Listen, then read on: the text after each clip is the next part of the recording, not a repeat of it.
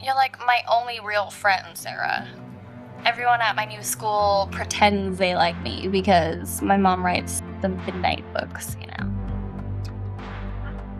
Hi. Are you a friend of Marie's? Yeah, I am. Is she here? Oh, no, she's at an appointment. She'll be back later, though. She's not. No. Well, would you mind sending my copy of Midnight Blood-Drenched Tears, please? They want to meet her, or they ask me shit about what's gonna happen in the books. Like I know. Oh, that's so annoying. How's it going with your host sister? She goes back to Poland soon, right? She was totally lame. She, kept to herself and was way into my mom. I'm about to leave. Oh. I would like to say goodbye. It was. So you were such a big help. Oh, thank you so much, Lily. You think so? Yes.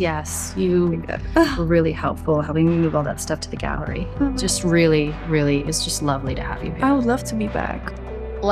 Had the hots for her? I don't know. She just asked about art and the gallery and all of that, but seemed to me like an excuse just to be around her. Ew, what a weirdo.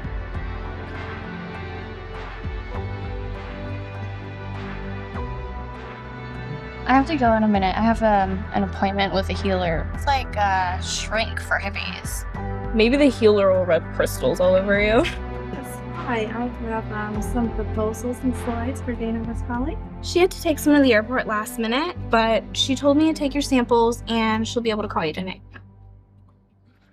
Am I making you uncomfortable? I'm sorry, I just get excited.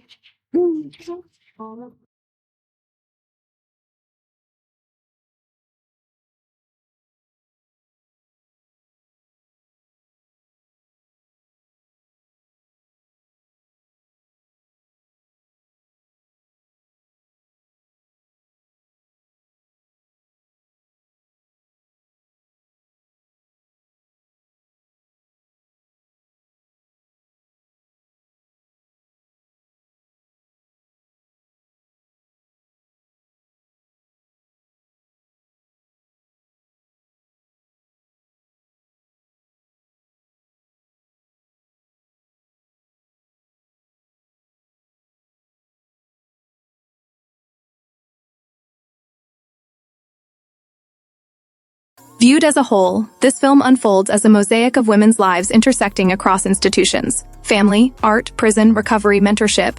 And Scene 4 with Nina and Sara crystallizes the movie's central concern: how women search for authenticity and connection in a world that alternately fetishizes, fears, and disciplines female intimacy, especially when that intimacy exists outside heterosexual norms.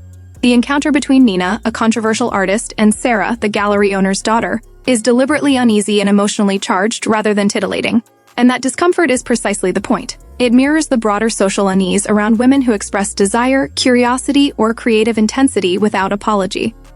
Sara enters the scene as a mediator, tasked with receiving samples, translating professional intent, and standing in for her absent mother, already positioned as a caretaker and gatekeeper rather than a subject in her own right, a role many women recognize from adolescence onward.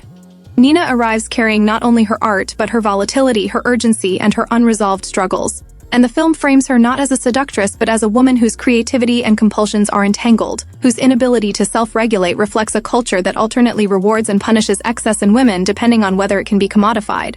For queer audiences, particularly lesbians, this scene resonates as a meditation on how attraction and identification can blur, how admiration for another woman's confidence or transgression can awaken parts of the self that have been dormant or carefully managed, and how quickly that awakening is policed, by the characters themselves and by the structures around them. Sara's fascination with Nina's work, her tentative engagement with ideas that are scary yet compelling, echoes the experience of many queer women encountering art, people, or communities that articulate feelings they have not yet found language for, while Nina's sudden apology and retreat into the language of addiction and sponsorship exposes the fragility beneath her bravado and the heavy cost of living without boundaries in a society that offers women few models for healthy, integrated desire.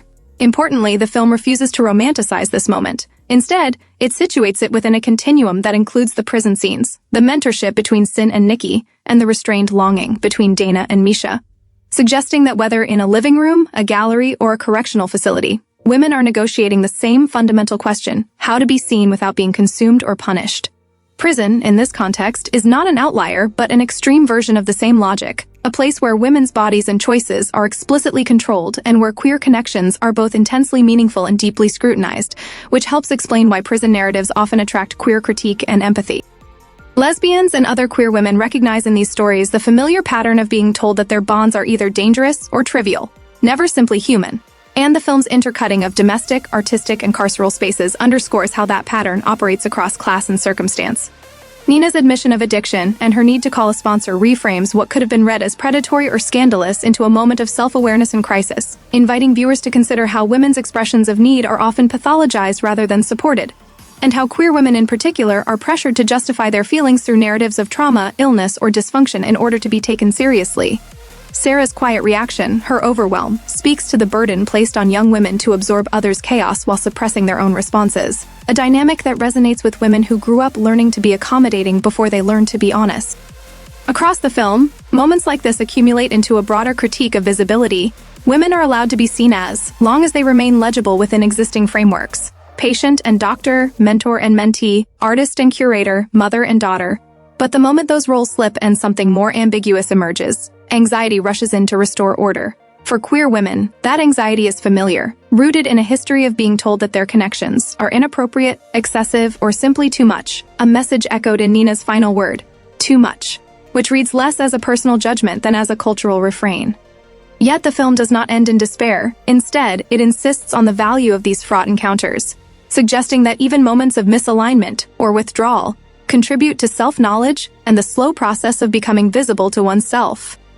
By keeping the analysis grounded in emotion rather than spectacle, the movie invites women and LGBTQ+ viewers to reflect on their own experiences of longing, repression, and the careful negotiation of safety, recognizing that authenticity is rarely a single revelation but a series of charged, imperfect interactions.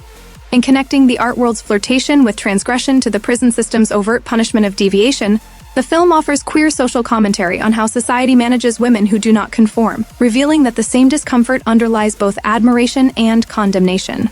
Ultimately, the film affirms that women's relationships, with each other, with their desires, with institutions, are complex and worthy of serious attention, and that for lesbians especially, seeing these complexities represented without exploitation is itself a form of recognition, a reminder that truth and connection do not need to be loud or resolved to be real, and that becoming visible often begins in moments of uncertainty, when a woman recognizes herself in another and must decide again and again how much of that recognition she is allowed to keep.